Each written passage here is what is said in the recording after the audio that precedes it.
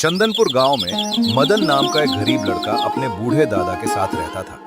सुबह होते ही वो जंगल चला जाता, लकड़ियां काटता, फिर उन्हें बाजार में बेचकर किसी तरह घर का खर्च चलाता। कपड़े पुराने थे, घर टूटा हुआ था, लेकिन उसके अंदर एक चीज बाकी सबसे अलग थी, उसकी तेज बुद्धि। गांव वाले अक्सर गरीब जरूर है, मगर उसका दिमाग बड़े बड़ों को घुमा सकता है। एक दिन सुबह सुबह मदन जंगल में लकड़ियां काट रहा था।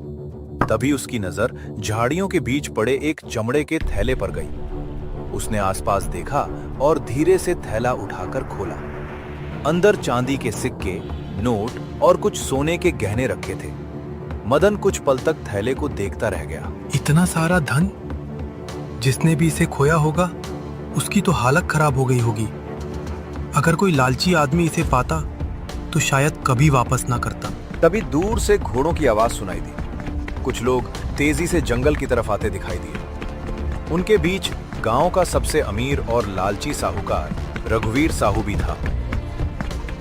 ध्यान से ढूंढो, वो थैला कहीं भी गिरा हो सकता है। उसमें मेरा बहुत कीमती सामान रखा है। अगर वो नहीं मिला तो बहुत बड़ा नुकसान हो जाएगा। मदन तुरंत समझ गया कि थैला उसी का है। उसने थैला पीछे छुपा लिया और शांत होकर खड़ा हो गया। रघुवीर तेजी से उसके पास आया। ओ लड़के, तुम काफी देर से यहाँ काम कर रहे हो। इधर कहीं चमड़े का भारी थैला पड़ा देखा क्या? थैला कैसा था मालिक? और उसमें ऐसा क्या था कि आप इतने परेशान दिखाई दे रहे हैं? उसमें बहुत कीमती सामान था। अगर वो खो गया ना तो समझो मेरा बहुत बड़ा नुकसान हो जाएगा। तुम बस ये बताओ कि देखा है या नहीं। अगर किसी गरीब आदमी को आपका खोया हुआ सामान मिल जाए और वो ईमानदारी से वापस कर दे तो बदले में उसे क्या मिलेगा? रघुवीर कुछ पल के लिए चुप हो गया, फिर लालच छुपाते हुए मुस्कुराने लगा। अरे भाई, जिसने इतनी बड़ी मदद की हो उसे खाली हाथ थोड़ी भेजेंगे। जो मांगेगा दूंगा, बस मेरा थैला वापस मिल जाए। देख लीजिए मालिक, बाद में बात से पलट मत जाइएगा। गरीब आदमी के पास इज्जत के अलावा और होता ही क्या है। मैं रघुवीर साहू हूँ, अपनी जुबान से कभी पीछे नहीं हटता।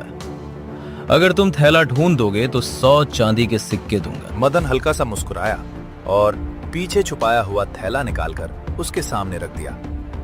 रघुवीर की आंखें चमक उठी। उसने जल्दी से थैला खोला और सामान देखने लगा, लेकिन अगले ही पल उसका चेहरा बदल गया। रुको, इसमें मेरी सोने की अंगूठी कहाँ गई? वो तो इसमें ही रखी थी। कौन सी अंगूठी मालिक? मुझे तो इस थैले में कोई अंगूठी दिखाई नहीं दी। बहुत मासूम बनने की कोशिश मत करो। जरूर तुमने मौका देकर अंगूठी निकाल ली होगी। आखिर इतने गरीब आदमी को इतना सोना पहली बार दिखा होगा। आसपास खड़े नौकर भी शक भरी नजरों से मदन को देखने लगे, लेकिन मदन बिल्कुल शांत था। मालिक, अगर मेरा इरादा चोरी करने का होता तो मैं पूरा थैला लेकर जंगल से गायब हो जाता। सिर्फ एक अंगूठी चुराकर मैं खुद को खतरे में क्यों डालता? बहुत तेज बन रहे हो। चलो पंचायत में, वहीं सबके सामने सच निकलवाता हूँ। कुछ ही देर में गांव के चौक पर भीड़ जमा हो गई। हर किसी को लग रहा था कि गरीब मदन अब मुश्किल में फंस चुका है। सरपंच ने दोनों की बातें ध्यान से सुनी। सरपंच जी, इस लड़के को मेरा थैला मिला था, लेकिन इसने उसमें से सोने की अंगूठी निकाल ली। अब बड़ी सफाई से खुद को बचाने की कोशिश कर रहा है। मदन, तुम क्या कहना चाहते हो? सरपंच जी, मैंने थैला ईमानदारी से लौटाया है। अगर मुझे चोरी करनी होती तो मैं पूरा थैला लेकर भाग जाता। मगर मैं सिर्फ एक बात पूछना चाहता हूँ। हाँ, पूछो। मालिक कह रहे हैं कि उनके थैले में सोने की अंगूठी थी, लेकिन जिस थैले मुझे मिला उसमें कोई अंगूठी थी ही नहीं। पूरा चौक एकदम शांत हो गया। सब लोग ध्यान से मदन की तरफ देखने लगे। अब अगर इनके कहे अनुसार उनके थैले में अंगूठी थी और मुझे जो थैला मिला उसमें अंगूठी नहीं थी, तो इसका मतलब साफ है सरपंच जी, वो थैला इनका हो ही नहीं सकता। भीड़ में अचानक फुसफुसाहट शुरू हो गई। अरे हाँ, अगर अंगूठी थी ये बात तो हमने सोची ही तो नहीं। फिर ये उसी का थैला कैसे हुआ? रघुवीर का चेहरा उतर गया। उसे समझ नहीं आ रहा था कि जवाब क्या दे। रघुवीर, लालच में आकर तुम खुद अपनी बातों में फंस गए। लड़के की बात बिल्कुल सही है। भीड़ में हंसी गूंज उठी। गांव वाले पहली बार किसी गरीब आदमी को साहूकार पर भारी पड़ते देख रहे थे। रघुवीर गुस्से से कांप उठा। तू बहुत बड़ा चालाक बनता है ना मदन? याद रखना, आज तू बच गया, लेकिन मैं तुझे चैन से जीने नहीं दूंगा। मालिक, गरीब आदमी के पास धन नहीं होता, लेकिन दिमाग जरूर होता है। और जब इंसान सच के साथ खड़ा हो तो बड़े से बड़ा अमीर भी हार जाता है। रघुवीर अपमानित होकर वहां से चला गया, मगर जाते जाते उसकी आंखों में बदले की आग साफ दिखाई दे रही थी। पंचायत में हुई बेइज्जती के बाद रघुवीर साहू अंदर ही अंदर जल रहा था। पूरे गांव में लोग उसी की बातें कर रहे थे। उधर मदन अपनी छोटी सी जिंदगी में फिर से व्यस्त हो गया था। सुबह जंगल, दोपहर बाजार और शाम को अपने बूढ़े दादा की सेवा। लेकिन उसे बिल्कुल अंदाजा नहीं था कि रघुवीर उसके खिलाफ बहुत बड़ा खेल खेलने वाला है। एक शाम मदन बाजार में लकड़ियां बेच रहा था। तभी उसका दोस्त गोपाल दौड़ता हुआ उसके पास आया। मदन, तू यहाँ आराम से बैठा है और उधर रघुवीर तेरे खिलाफ लोगों को भड़का रहा है। वो कह रहा है कि तू बहुत बड़ा ठग है और गांव वालों का सामान गायब करता है। जिस आदमी की आदत ही झूठ बोलने की हो, उसके मुंह से सच की उम्मीद करना बेकार है। लेकिन वो इतनी आसानी से हार मानने वालों में से नहीं लगता। मुझे तो उसकी आंखें देखकर डर लग रहा था। लगता है इस बार वो कुछ बड़ा करने वाला है। मदन कुछ पल सोचता रहा, फिर हल्का सा मुस्कुराया। जितना बड़ा जाल होगा, उसे तोड़ने में उतना ही मजा आएगा। अगले ही दिन गांव में हंगामा मच गया। रघुवीर सीधे सरपंच के घर पहुंचा। सरपंच जी, मेरे घर से 500 चांदी के सिक्के चोरी हो गए हैं और मुझे पूरा यकीन है कि ये काम उसी मदन ने किया है। क्या कोई सबूत है तुम्हारे पास? सबूत भी मिल जाएगा। कल रात उसे मेरे घर के आसपास घूमते देखा गया था। असल में ये पूरा झूठ था। रघुवीर ने खुद अपने सिक्के छुपा दिए थे ताकि चोरी का इल्जाम मदन पर लगा सके। कुछ ही देर में गांव के कई लोग मदन के घर पहुंच गए। मदन बाहर निकला तो सामने सरपंच और रघुवीर को देखकर समझ गया कि कोई नई चाल चली गई है। मदन, रघुवीर का कहना है कि उसके घर से चोरी हुई है और उसे तुम पर शक है। मुझ पर? मैं उसके घर जाऊंगा भी क्यों? क्योंकि तुम्हें पैसे चाहिए। गरीब आदमी जब ज्यादा चालाक बनता है ना, तो उसका लालच बाहर आ ही जाता है। मदन शांत खड़ा रहा। उसके चेहरे पर डर नहीं था। तो अब क्या होगा सरपंच जी? गांव के नियम के अनुसार तुम्हारे घर की तलाशी ली जाएगी। भीड़ के सामने मदन का छोटा सा घर खंगाला जाने लगा। रघुवीर के चेहरे पर हल्की मुस्कान थी। उसे पूरा भरोसा था कि आज मदन बच नहीं पाएगा, क्योंकि उसने पहले ही चोरी के सिक्के मदन के घर के पीछे वाली टूटी दीवार के पास छुपा दिए थे। कुछ देर बाद एक आदमी जोर से चिल्लाया, मिल गए, यहाँ सिक्कों की थैली छुपी हुई है। भीड़ में हलचल मच गई। रघुवीर नकली दुख दिखाते हुए आगे आए। देखा सरपंच जी, मैंने कहा था ना, यही चोर है। गांव वाले भी अब शक भरी नजरों से मदन को देखने लगे, लेकिन मदन फिर भी शांत था। मदन, अब क्या कहना है तुम्हारे पास? मदन धीरे धीरे सिक्कों की थैली के पास गया। उसने थैली हाथ में उठाई, ध्यान से देखी, फिर अचानक मुस्कुरा दिया। आवाज क्यों रहा है? चोरी करते पकड़े गए हो? इसलिए हंस रहा हूँ मालिक, क्योंकि आपने इस बार भी बहुत बड़ी गलती कर दी। भीड़ एकदम चुप हो गई। कैसी गलती? सरपंच जी, अगर मैंने चोरी की होती तो क्या मैं चुराए हुए सिक्के अपने ही घर के पीछे छुपाता, वो भी ऐसी जगह जहां कोई भी आसानी से ढूंढ ले। कुछ लोग एक दूसरे का चेहरा देखने लगे, लेकिन रघुवीर जल्दी से बोला, चोर अक्सर यही गलती करते हैं। सही कहा आपने, लेकिन असली गलती अभी बाकी है। मदन ने थैली खोलकर उसमें से एक सिक्का निकाला। सरपंच जी, जरा इस सिक्के को ध्यान से देखिए। क्या खास है इसमें? इस पर लाल रंग का छोटा निशान बना हुआ है। रघुवीर का चेहरा अचानक पीला पड़ गया। गांव में सब जानते हैं कि रघुवीर साहू अपने असली सिक्कों पर कभी निशान नहीं लगाता, लेकिन जब कोई नकली कहानी बनानी हो तब पहचान के लिए ऐसे निशान लगाए जाते हैं। भीड़ में फुसफुसाहट शुरू हो गई। अरे हाँ, रघुवीर तो हमेशा बिना निशान वाले सिक्के रखता है। फिर ये लाल निशान वाले सिक्के कहां से आए? रघुवीर की सांसें तेज हो गई। उसके माथे पर पसीना दिखाई देने लगा। और सबसे मजेदार बात बताऊं सरपंच जी, कल रात में गांव में था ही नहीं। मैं पास वाले गांव में लकड़ियां बेचने गया था। वहाँ के आधे लोग मुझे देख चुके हैं। अब पूरा माहौल बदल चुका था।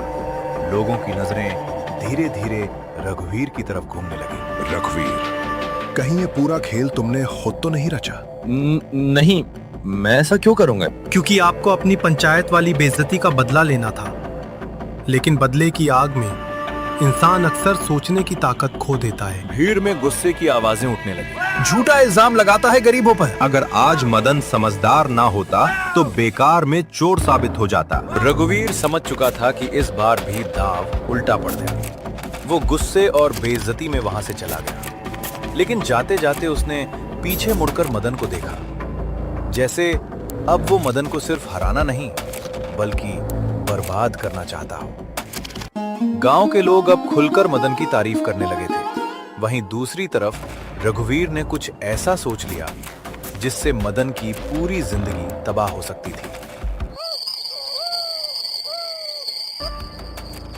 एक रात रघुवीर अपने खास आदमी कालिया के साथ बैठा था। मालिक, उस लड़के की किस्मत बहुत तेज है।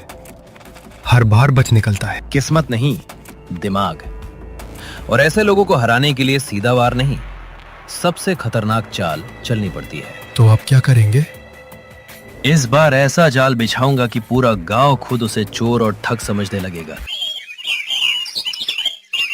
अगली सुबह गांव में खबर फैली कि नगर से एक बहुत बड़ा व्यापारी चंदनपुर आने वाला है। कहा जा रहा था कि उसके पास कीमती रत्न और सोना है। पूरा गांव उसे देखने के लिए उत्साहित था। उधर मदन हमेशा की तरह बाजार में फल बेच रहा था। तभी उसका दोस्त गोपाल भागता हुआ आया। मदन, नगर से कोई बड़ा व्यापारी आया है।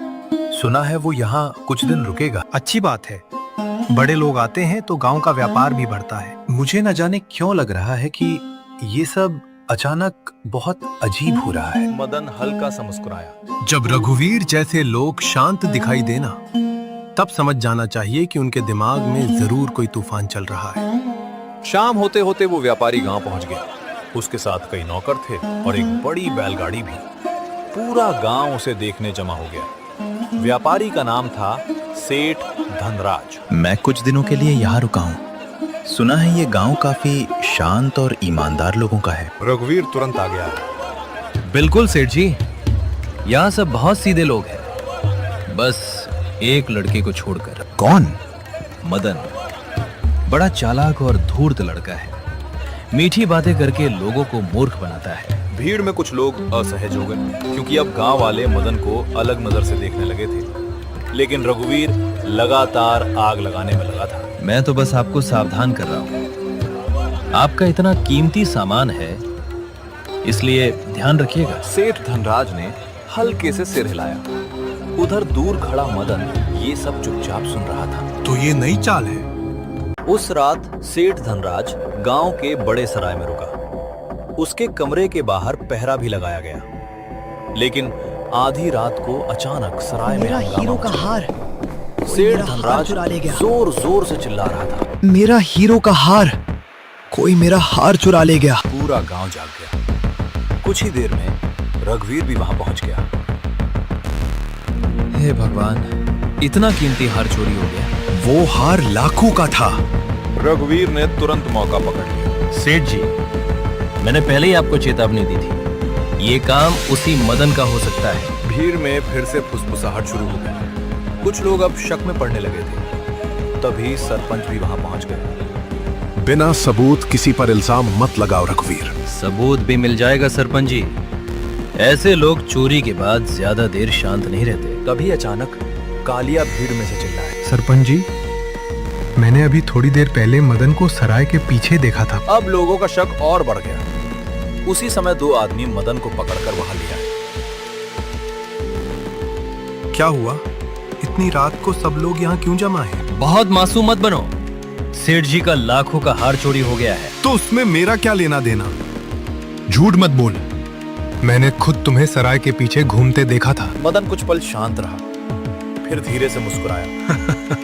अच्छा, तो कहानी पहले ही तैयार कर ली गई है। अब बच नहीं पाओगे। इस बार मामला छोटा नहीं है, लाखों की चोरी हुई है। भीड़ अब दो हिस्सों में बट चुकी थी। कुछ लोग मदन पर भरोसा कर रहे थे और कुछ के मन में शक पैदा हो चुका था। सरपंच ने गंभीर आवाज में कहा, मदन, अगर तुम निर्दोष हो तो खुद को साबित करना पड़ेगा। मदन ने धीरे धीरे चारों तरफ देखा, फिर उसकी नजर सीधे सेठ धनराज पर जाकर रुकी और अगले ही पल उसके चेहरे पर एक हल्की मुस्कान आ गई, जैसे उसे अचानक कोई बहुत बड़ा राज समझ आ गया हो। सरपंच जी, मुझे लगता है यहाँ सिर्फ हार चोरी नहीं हुआ, बल्कि पूरा गांव बेवकूफ बनाया जा रहा है। ये सुनते ही सब लोग चौंक गए।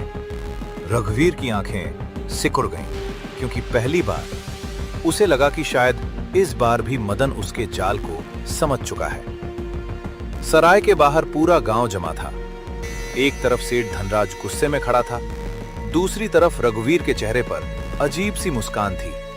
उसे पूरा भरोसा था कि इस बार मदन किसी भी हालत में नहीं बच पाएगा। लेकिन मदन बिल्कुल शांत खड़ा था। उसकी आंखें लगातार सेठ धनराज और रघुवीर के चेहरे को पढ़ रही थीं। मदन, तुमने अभी कहा कि पूरा गांव बेवकूफ बनाया जा रहा है। साफ साफ कहना क्या चाहते हो? सरपंच जी, मैं सिर्फ इतना कहना चाहता हूँ कि यहाँ जो दिखाई दे रहा है सच उससे बिल्कुल अलग है। अब ये पहेलियां बुझाना बंद करो, सीधी बात करो। हार कहाँ छुपाया है? अगर मैंने हार चुराया होता तो सबसे पहले यहाँ खड़ा होकर खुद पर शक क्यों करवाता? क्योंकि तुम बहुत चालाक हो, पहले भी लोगों को बातों में फंसा चुके हो। मदन हल्का सा हंसा। सही कहा मालिक, लेकिन चालाक इंसान दूसरों को फंसाने से पहले उनकी गलती जरूर ढूंढता है, और इस बार गलती आपसे हुई है। भीड़ में सन्नाटा फैल गया। रघुवीर पहली बार थोड़ा घबराया। कैसी गलती? सेठ जी ने कहा कि उनका हार लाखों का है। इतना कीमती हार कोई साधारण डिब्बे में नहीं रखता। लेकिन जब मैं सराय के पीछे गया था, तब मैंने वहां टूटा हुआ खाली डिब्बा पड़ा देखा। तो बात यह है सेठ जी कि वो डिब्बा बाहर से टूटा हुआ था, अंदर से नहीं। भीड़ एक दूसरे का चेहरा देखने लगी। इसका मतलब साफ है सरपंच जी। अगर कोई चोर हार चुराता तो वो डिब्बा जल्दी में अंदर से तोड़ता, लेकिन वो डिब्बा बाहर से तोड़ा गया था ताकि चोरी का नाटक किया जा सके। ये सुनते ही रघुवीर का चेहरा उतरने लगा, लेकिन उसने तुरंत बात संभालने की कोशिश की। ये सब तुम्हारी बनाई कहानी है, इससे कुछ साबित नहीं होता। अभी और भी बहुत कुछ साबित होना बाकी है मालिक। मदन धीरे धीरे सेठ धनराज के पास गया। सेठ जी, एक बात बताइए, जब आपका हार चोरी हुआ तब आपके पहरेदार कहाँ थे?